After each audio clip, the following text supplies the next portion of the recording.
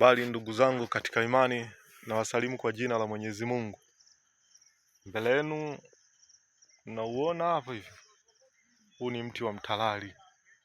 Huu mti wa mtalali. Sasa mimi nitazungumzia kuhusiana na mzizi wa mti huu wa mtalali. Tupeane faida, una mambo makubwa sana kama unavyoona huu mti.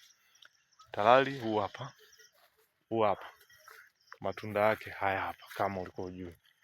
Kama huyafahamu vizuri jamani, haya hapa yanakuwa na matunda ya mtalali. Wengine huwa nama chini hapa wanakota, wanakula akiwa yameiva.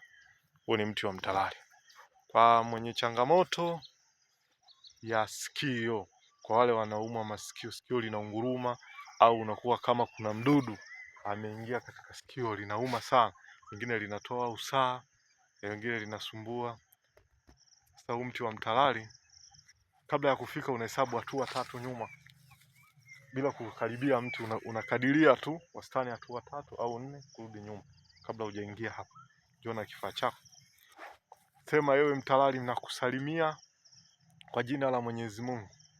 Mnaomba nije nichukue dawa kwa ajili ya kutibu sikio langu linalonisumbua na litulie bila lipone kabisa. Baada ya hapo utakuja kuchimba.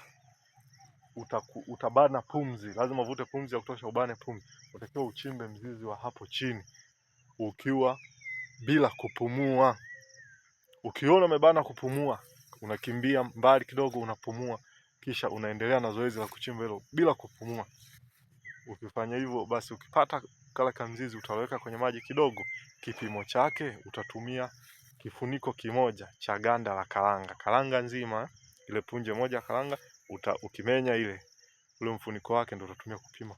Kuwekea sikio moja na sikio la pili, utaweka masikio yote mawili. Utafanya zoezi hilo kwa muda wa siku 7 au 9. Inshallah kwa uwezo wa Mwenyezi Mungu utapona kabisa changamoto ya sikio. Huo ndio unaitwa mtalali kama unavyoona. Mimi ni Chifu Hamisi, Hata DTV. Asanteni ndugu zangu.